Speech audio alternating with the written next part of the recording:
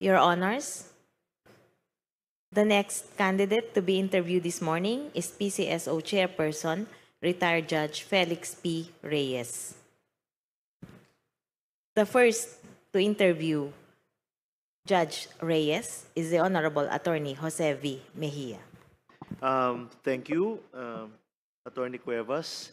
Good morning, Chairperson and Judge Reyes. For my first question, should you be the ombudsman, how would you balance the need for aggressive investigation with due process and privacy rights of public officials? Well, if I'd be the next ombudsman to have the investigation more aggressive, I think there's a need to retrain the personnel of the General Information Investigation Bureau, and especially on forensic audit to enhance them the capability to have a complete or comprehensive and perspective narrative of the facts under investigation. So they should have an additional skills. And also, I think there is a need for to establish a working relationship with the office of the COA. And it is very important, Your Honor, because so as to have a seamless obtention of the disbursement voucher and also the complete supporting document, which is very vital in every investigation against erring public official. I think my second question was partially answered with that answer, but let me ask it just the same. What steps will you take to ensure that investigations lead to actual convictions and not just headlines? Well, as I partly mentioned, so there is a need really to have a working relationship, especially with the office of the COA. Because I understand that disbursement voucher is basically is needed in all investigation, especially for malversation and plunder. Also, I think there is also, I need to, or I will confer with the special prosecutor and discuss maybe the problem areas and share the best practices of the office and likewise discuss the room for improvements in any investigation. Lately, the issue of unexplained wealth has again resurfaced. Should unexplained wealth automatically trigger administrative administrative or criminal proceedings? Please explain your position. Well, unexplained wealth per se, of course, is not immediately a ground for administrative charges. So it should be established that it's really an unexplained wealth. There is a need, for example, the lifestyle check, so as to establish indeed that the wealth in excess of the salary or compensation that the public official is receiving is actually ill-gotten. So there should, I need for a thorough investigation so as to establish that the wealth is really ill-gotten and unexplained, Your Honor. Okay. Thank you. That was my final question, and thank you again, Attorney Cuevas. Thank you, Your Honor. Good luck po. Thank you. Thank you, Attorney Mejia. Our next interviewer is the Honorable Justice Erlinda Piñera Uy. Thank you, Attorney Cuevas. Good morning. Good morning, ma'am. Chairperson Reyes and Judge Reyes.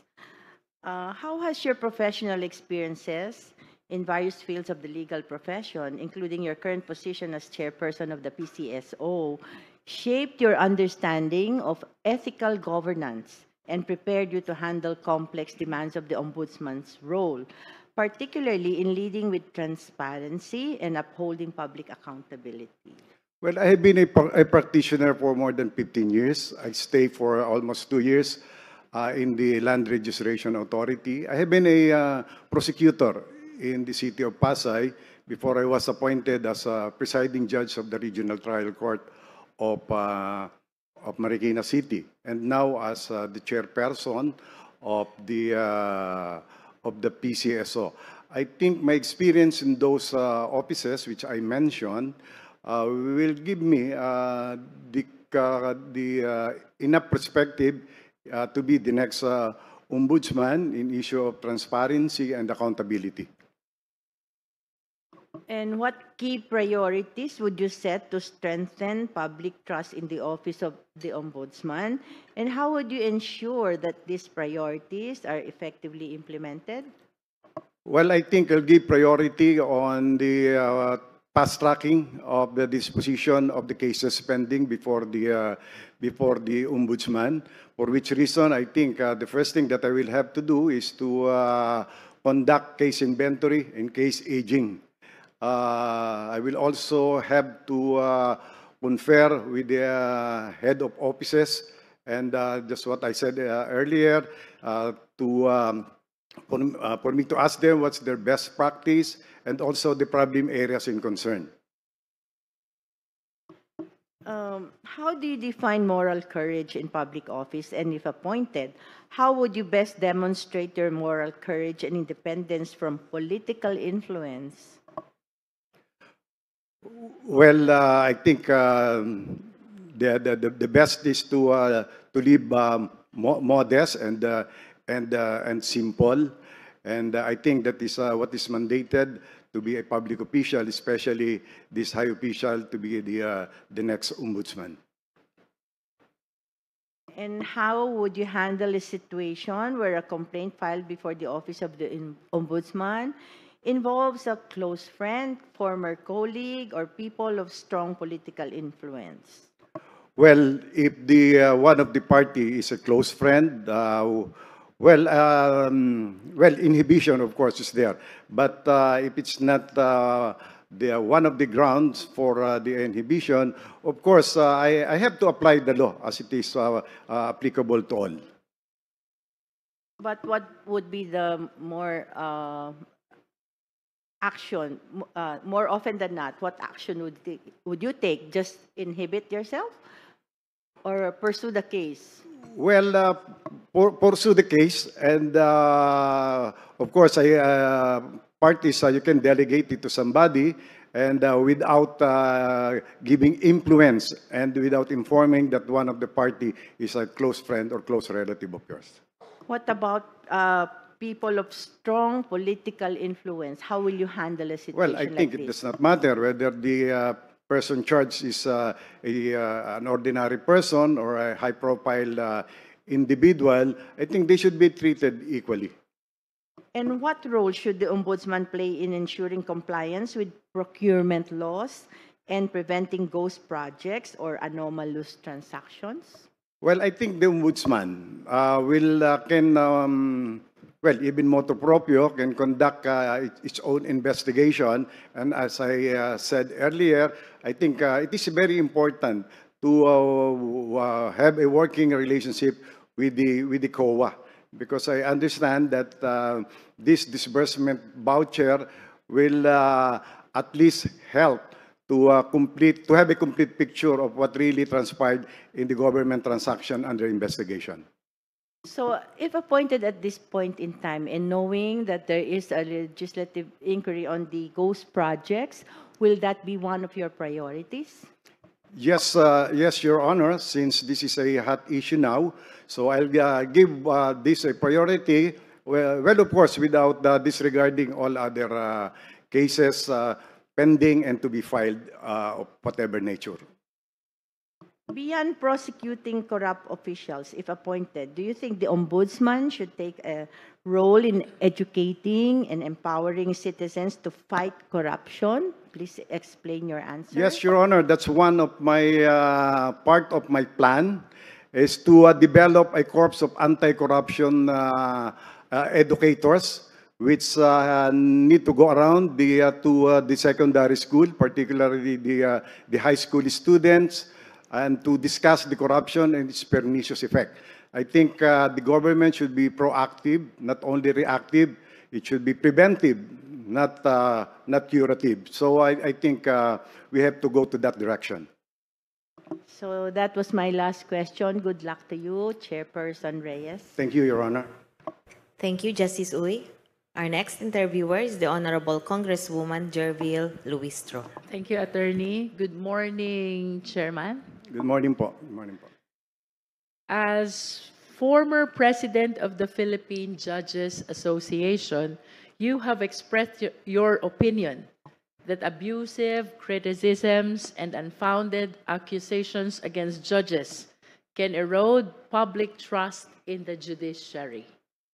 Question is, do you believe this principle equally applies to the Office of the Ombudsman, which also faces intense public criticism? Well, as the next ombudsman or whoever will be the holder of this position, well, of course, he should not be onion skin for every criticism because obviously there will be two adversarial litigants in all cases, whether you are for the respondent, whether for the complainant. I think as an ombudsman, you have to be more strong than an ordinary RTC judge, Your Honor. Chairman, is it not that the cases being handled by the judges or members of the judiciary are adversarial as well? So what distinguishes the judiciary from the Office of the Ombudsman? Why, on your statement, judges should not be subjected to abusive criticisms and unfounded accusations, but with respect to the Ombudsman, you are now saying that they should not be onion skin? Well, because more cases to be filed in the Ombudsman, we can say it is politically connection with our politically motivated sometimes. Unlike the cases, there are only few cases filed before the RTC, as we could say, is politically connected. So Your Honor. it is because the respondents in the Ombudsman are politicians when the accused in the judiciary are not always politicians. Is that what you mean, That is Chairman? one of the reason, but of course the job is the same, and only I could say that ombudsman is more higher in terms of the cases filed before it. For my second question, Chairman, if you are chosen as ombudsman, would you be inclined to relax the existing restrictions on public access to statement of assets, liabilities, and net worth?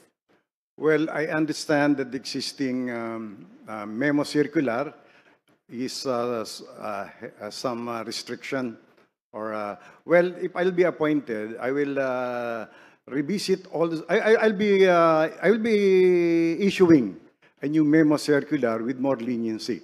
I will have to revisit the memo circular of the former ombudsman. But for sure, I would like to have the SALN more accessible to the public, but only for legitimate purposes. Can you expound on the legitimate purpose that you asserted as the basis for making it accessible to public? Well, if the purpose why a party is requesting the SALN of somebody, well, if it is under the investigation or a case is already been filed, so probably the ombudsman should allow the issuance of the said SALN, Your Honor.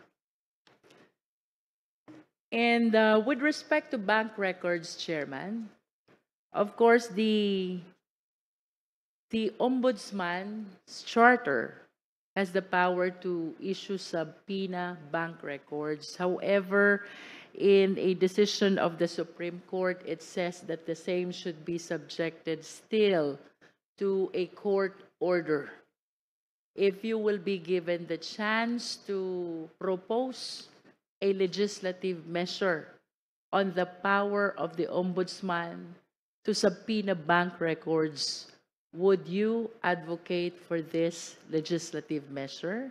Yes, Your Honor, because one of the way or purpose to recover ill-gotten wealth is to have access on the bank account. So that's why it's also important for the next ombudsman to establish a working relationship with the Anti-Money Laundering Council. So, but maybe it is also important to determine on what stage of the investigation or case wherein access to bank account should be allowed. And may we know, based on your perspective as a former judge of the RTC, where should be the proper stage when the ombudsman may exercise its power to subpoena bank records? Well, it was already an issue during the trial. If it is really needed in the determination of the threshold of evidence before filing the criminal information, I think it should be allowed. So you are referring to that stage of preliminary investigation? Yes, Your Honor. How about with respect to the freeze order? Of course, the challenge of the Office of the Ombudsman is very tedious. And one of the challenges in the investigation is how to freeze the assets of the erring public officials. And if you will be given the chance to get this appointment, Chairman, and if you will be given the chance as well to propose a legislative measure, would you advocate that the Ombudsman be given its own power to issue freeze order? Well, first I will have to revisit the existing law on how to freeze the asset of an erring public official.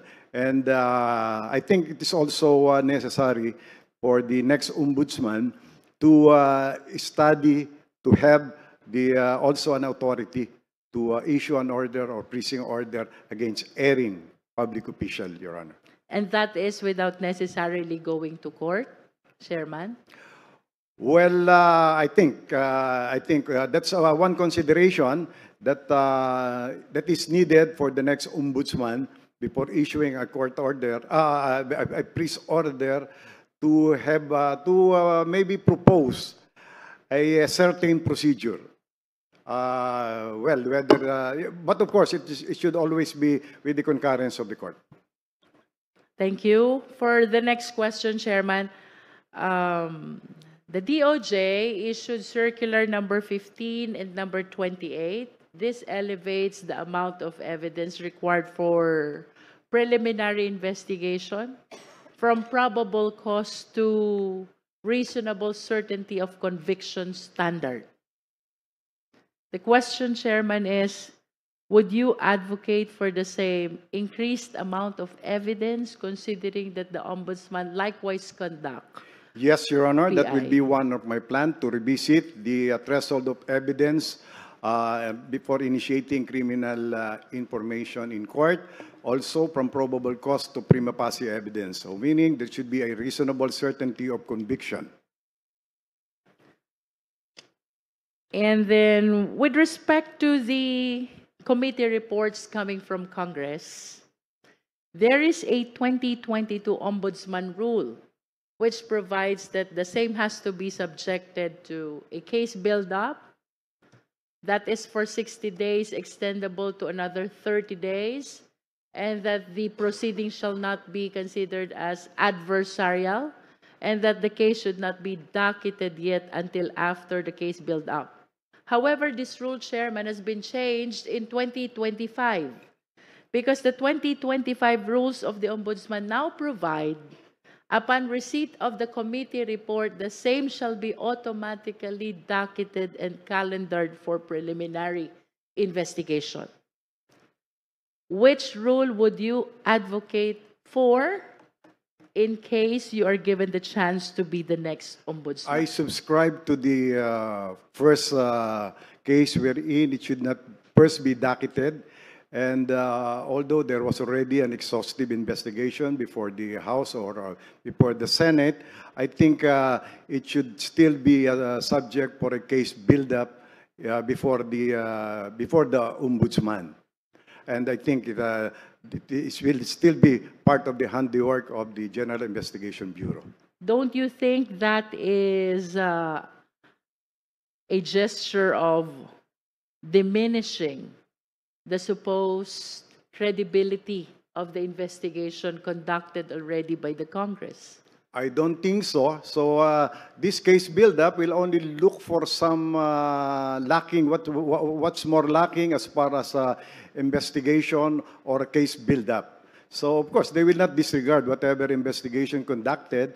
But if they feel or they see that there's something lacking as far as the investigation to be conducted by the Ombudsman, I think there's nothing wrong with that. Earlier, you mentioned about partnership with the Commission on Audit. Currently, Chairman, the COA transmits their decision to the Ombudsman. But it is unclear whether that decision should be appreciated for case build-up or for preliminary investigation. How will you treat in case you are given this post? What appreciation as evidence will you accord to the COA decisions? I think whatever decision coming from the office of the COA, I think it will still need to be scrutinized before, it should not be automatic that it should be referred right away for preliminary investigation. And if there is still lacking or additional documents to be required by them, so I think the Ombudsman should do that. There is a view that the Ombudsman's office should be decentralized, so much so that there should be, apart from the Ombudsman of Luzon, Visayas, and Mindanao, there should be regional offices and perhaps provincial offices. Will you advocate for the same decentralization, Chairman? Well, first, what I will need to do is to familiarize the existing organizational structure. But if there is really a need to decentralize, provided that the purpose is to have a speedy disposition of the cases pending, then I will subscribe to that, Your Honor. In the past, Chairman, there is a practice to designate a resident ombudsman. This resident ombudsman in the past came from the government agency which is to be watched over. But there is a prevailing view that should this practice be adopted or re-adopted, that resident ombudsman has to come from the office of the ombudsman itself. Well, First question is, are you amenable to re-adopting the resident ombudsman system, which was implemented in the past? Well, I don't think that is a good practice because as we all know, well, resident ombudsman, resident auditor, sometimes a relationship is being established with the agency where he or she is assigned. So whether it will come from the same agency or from the ombudsman itself, I'm not so convinced to that, Your Honor. All right. And for my next question, the ombudsman has the power to issue contempt order. Would you be inclined to issue the same in case your dismissal order was issued a temporary restraining order by the court? Well, of course, I will not do that. Well, if the decision of the ombudsman was elevated correctly in the appellate and it was reversed, well, that's as we could say, that's part of the job. In other words, you will not issue TRO. Baligtarin ko po, Chairman. Suppose you have an ongoing investigation or preliminary investigation against one erring public official, and then the court suddenly issued a temporary restraining order enjoining your investigation. Well, What will be your position? Well, on I this? think under the rules, no inhibition or TRO can enjoin the ombudsman in the conduct of its investigation, unless there is a prima facie evidence that the matter being investigated is outside the jurisdiction of the ombudsman. In other words, you will heed to the TRO and you will stop the ongoing investigation in the ombudsman. If in my belief, the ombudsman has jurisdiction in investigating that case, well, of course, I will not agree. Thank you. That is my last question, and good luck to you, Chairman Felix Reyes. Thank you, Your Honor. Thank you, Congresswoman Luistro. Our next interviewer is the Honorable Attorney Nesauro H. Firme. Thank you, Attorney Marife. Good morning. Judge, Good morning, Your Chairperson, Honor. Good morning, Your Honor. wala ka bang tip sa amin kung anong Wala pa po. tatama? Wala pa. Yeah. Anong tatama? I have two sets of questions, Chair. One comes from the good Senator, Senator Alan Peter Cayetano. And he would like to know your stand on the lifestyle check. And you understand that the President has recently pronounced that all government officials should undergo this lifestyle check. What is your stand on Well, that? I agree, and I believe that that is one mechanism wherein we can determine whether the public official really erred or committed grave misconduct, because you can determine from his lifestyle whether there was, I mean, a money that has been received aside from the legal or the salary or compensation that he is receiving. Okay, so I'll ask my own set of questions, Chair.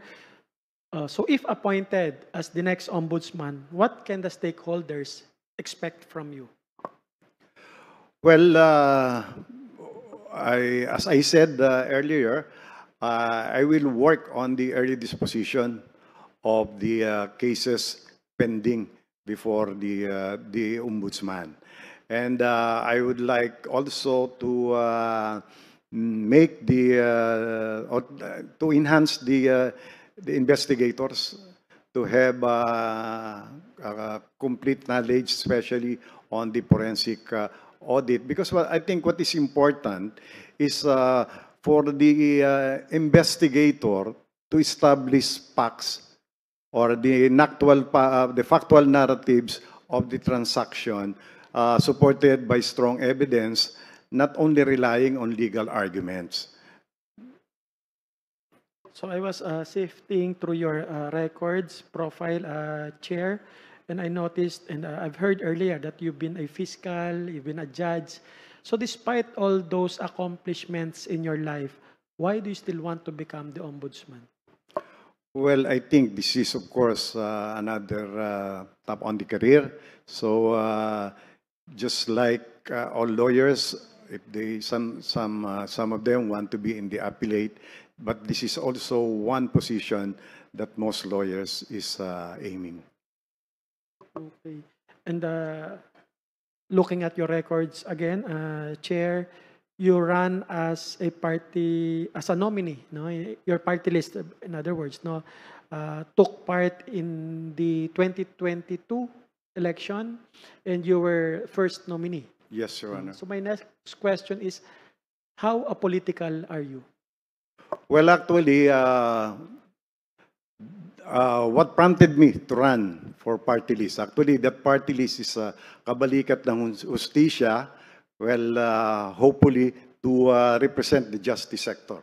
Well, actually, what prompted me to avail of the optional retirement, because when I was the president of the Philippine Judges Association, we all know that there was this leadership issue, and actually, I was the one who led the call for then CJ Sereno to resign. And what really prompted me was when the decision on the quo warranto, well, there was this outcry and uprising from some sector. In fact, there was a coffin placed just across this building. There were rally in some houses of the justices, and I noticed that there was no one in Congress. In fact, the Senate was also against that decision. So that prompted me to run for the party list and represent the justice sector. So independence, my next question would be, independence is one of the qualities of a good ombudsman. So in the discharge of your past or probably your present duty, now as a chairperson of the PCSO, can you tell us an instance where you displayed your independence? As a judge, or now that Either as a judge or as a chairperson of the PCSO. Well, as a presiding judge, I think on several occasions I displayed my independence. In fact, I have several high-profile cases. I decided the Mauti cases when I was assigned in Taguig, and I think I made the first conviction under the Human Security Act before it was became the anti-terrorism bill, and then also the first conviction of the international humanitarian law. Well, I think I displayed independence on that high-profile cases, Your Honor. Okay, next question is, another quality of a good ombudsman would be the possession of integrity. So, was there an instance where your integrity was put to test or was tested, and how did you navigate through that? Well, there was, of course, always some attempt in the judiciary, but I am proud to say that during my incumbency as a judge, there was only one that I was charged administratively, but it was dismissed in less than a year. When I was a prosecutor, I was never been charged administratively. So at present, are you ready for the life of the ombudsman? Because I understand there will be a lot of significant changes in your lifestyle. So how are you going to cope with that? You will be having bodyguards. I do not know, Judge, if you have right now, but are you ready for that? Well, actually, I'm not used to bodyguard. When I handled that Mauti case, I just hired my personal driver. Well, now with the PCSO, and because of that House hearing wherein it was revealed that our former board secretary was killed, so, somebody advised me to have bodyguard. And I understand that as an ombudsman, it is some sort of a requirement. And you are ready for that? Yes, Your Honor. How much do you value public perception, Chair? Yeah, you can drink muna. Your Honor, of course, I value much more on the public perception on whatever position you are holding. It's very, to me, it's very important. How about, of course, as a public servant, we are all aware that despite doing good things, we still get criticisms. How do you handle criticisms, Judge or Chair? Well, of course, that as we call it, that's a part of the hazard of the trade. But if I know that it's only criticism, and I am a clear conscience that I really not part of it, I did not do it. So I just, of course, I just ignore it. Okay. So let us just assume, Chair, that you are now the ombudsman, and today is 2029. No? So in other words, next administration na tayo. So you've been appointed in 2025, so 4 years from now. So there's a new president. So I have 5 things in mind, and I want you to rank them. No? One being the most significant, no, for you, Number 5 would be the least significant, not necessarily immaterial. No? So number 1 would be the president that appointed you to this post. Number 2 would be the next president. So it's 2029. No? So you are now part of the current public servants. Number 3 would be the public, the stakeholders, including their perception. Number 4 would be the safety of your family. And number 5 would be your personal goal. As you mentioned earlier, that is the dream of every lawyer. Your personal mission and vision for the country. Well,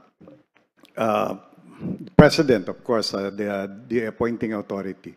But of course, I have to bear in mind that the sitting president will be appointing the next ombudsman, not in his personal capacity, but by reason of his position as being the holder of the position. So having said that, well, the accountability of the next ombudsman is not to the president. In fact, the president cannot remove the ombudsman. The accountability of the ombudsman is to the Filipino people who put the president in that position. That's why it's the Filipino people who can remove the ombudsman through the representative in Congress by way of impeachment.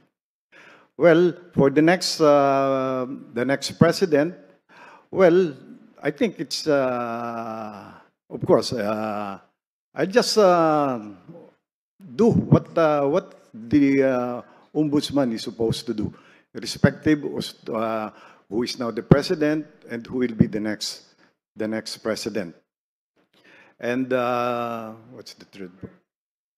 Number 3 is the public, stakeholders, Well, of including course, their perception. I will be very particular on the public perception. That's why if I'll be the next ombudsman, I'll try to do my best, not only for myself, but for the entire office, to have a good perception coming from the public.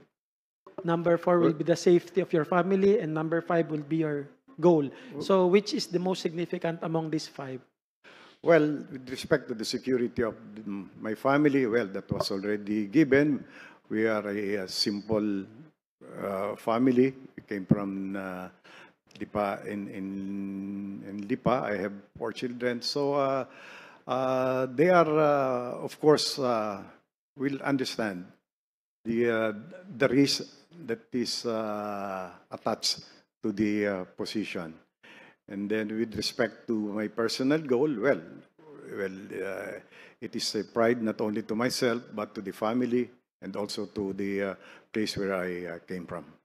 So is it safe to assume that your number 1 in the rank would be the personal goal, and the rest would be much lower than that? No, Your Honor. The public? Yes, I'm more on the public perception.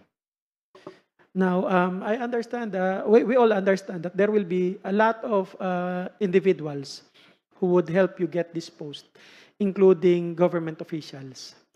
So if ever you get this post and there were public officials who were instrumental in you getting the ombudsman position, would you have the guts, the courage to file cases against them, assuming the evidence would warrant?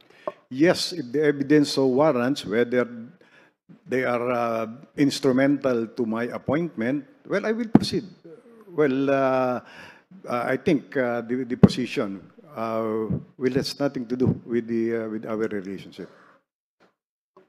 My last question would be, if appointed as the ombudsman, what significant development in your life would make you decide to quit the post before your term ends? Well, I think aside from health, I think there will be no other reason that will stop me from functioning as the next ombudsman. Thank you, Chair, and good luck. Thank you, Your Honor. I hope we get some tips. The last winner came from Batangas. Oh? Yes. Thank you, Attorney Firme. Our last interviewer is the Honorable Justice Jose Catral Mendoza. Thank you very much, Attorney Marife. Good morning, Chairman. I represent the retired justices of the Supreme Court, and they have questions for you. Number one is, can you distinguish the right to remain silent from the right against self-incrimination?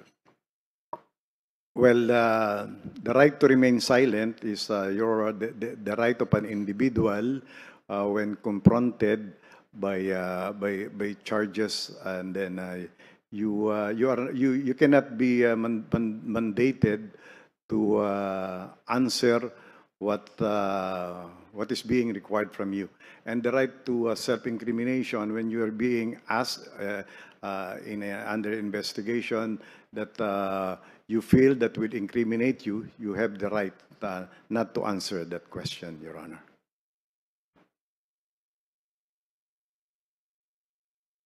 Does the Office of the Ombudsman have the legal standing to intervene on appeal in administrative cases resolved by it?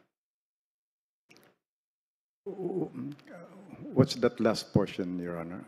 Administrative? In administrative cases resolved by it, by the Office of the Ombudsman. I will repeat the whole question. Does the Office of the Ombudsman have legal standing to intervene on appeal in administrative cases resolved by it? Well, I don't think the ombudsman need to intervene in all cases decided by them and on appeal. So it should be given already to the appellate court where the appeal is being lodged, Your Honor. So your answer is he has no legal standing? It has legal standing, but it has legal standing, but That was the to have an active participation maybe, so not anymore. Can the doctrine of condonation be applied motu proprio by the Office of the Ombudsman? Well, I understand that the principle of condonation has already been changed. So Yes. I think motu proprio or otherwise, the ombudsman can no longer, use that principle of condonation.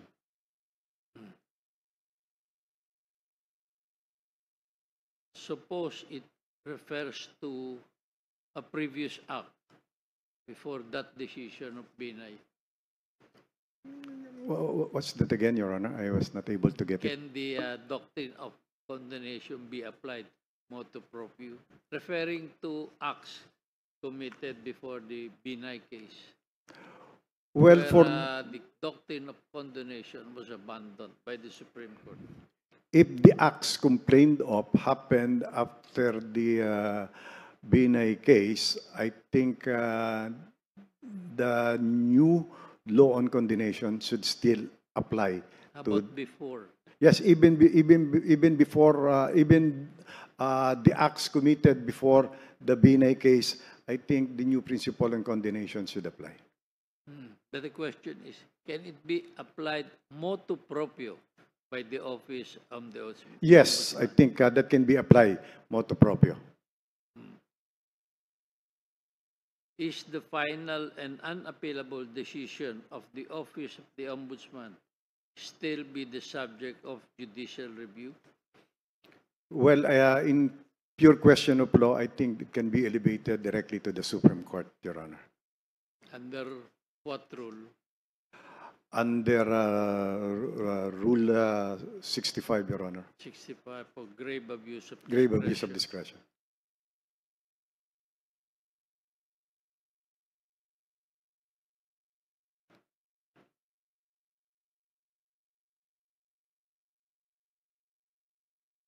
What is the principle of command responsibility under Republic Act 9851? Well, the command responsibility, this by reason of your position being the head of the agency who has the authority to control and supervision. So the acts of your subordinate, you'll be liable under this principle of command responsibility. For a superior to be liable, what element should you prove? Well, he has direct control and supervision over his subordinate, and at least, well, he has a knowledge in the whatever committed by the subordinate. The element, the last element, more important element, What's that, Your Honor? I was not able. the superior has no direct participation. Yan. Yes, that. Okay lang. That was the questions of my colleagues. On my own, I have few questions only because I know you personally. I just ask you, what frustrates you? What frustrates you? Well, what frustrates me is death of a close relative, especially if it is very sudden.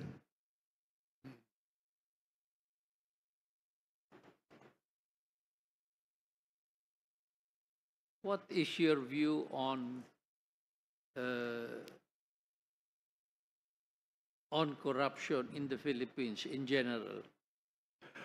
Well, there is this public perception that corruption in the country is so high that there is really a need to have a strong hand and cooperation from the law enforcement as well as the agency, particularly the Ombudsman and also the DOJ on how to resolve this present issue of corruption in the country. You describe it as so high. Is it endemic or prevalent? And before you do that, can you distinguish endemic corruption from prevalent corruption? Well, endemic to me, it's almost very common in